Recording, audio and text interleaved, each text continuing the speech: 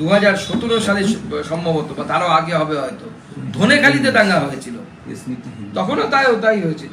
পুলিশের সামনে বাড়িঘর ভাঙা হয়েছিল আদিবাসীদের, সাধারণ মানুষের, হিন্দুদের। 6 মায়ানমার নাগরিক গ্রেপ্তার, জাল আধার কার্ড বানিয়ে ভারতে নেপাল হয়ে যাওয়ার চেষ্টা। নেপালে প্রবেশের আগে গ্রেপ্তার, প্যানিডাঙ্কি সীমান্তে এসএসবির হাতে আটক, পরে খড়িবাড়ি পুলিশের হাতে তুলে দেওয়া হয়। দিল্লিতে এসে আধার কার্ড তৈরি করেছিল, স্বীকারজিত 6 মায়ানমার নাগরিকের।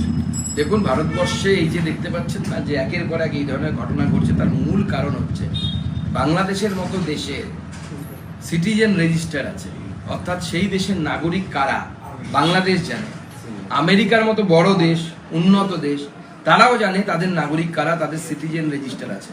কিন্তু ভারতবর্ষ স্বাধীন হওয়ার পর যেটা প্রথম প্রধানমন্ত্রীর কাজ ছিল যে ভারতবর্ষের কারা নাগরিক তার একটা খাতা তৈরি করা, যেটাকে পোশাকি ভাষায় সিটিজেন রেজিস্টার বলা হয়। সেটা 75 বছরেও হয়নি। তার ফলে এই ধরনের ঘটনা বারবার ঘটছে এবং যতদিন না হবে আরো হবে। একটু হিন্দিতে বলে তখন নাগরিক পঞ্জিকাও তো কেন্দ্রীয় আইনেই এর রাজ্যে হয়ে যাওয়ার কথা ছিল, সেই জায়গাটা কোথায়?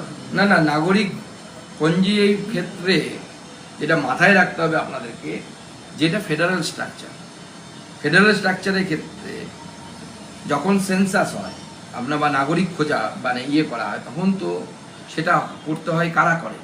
রাজ্য সরকারি কর্মচারীরা করে। রাজ্য সরকারের মেশিনারির উপর কেন্দ্রকে ভর করতে হয়।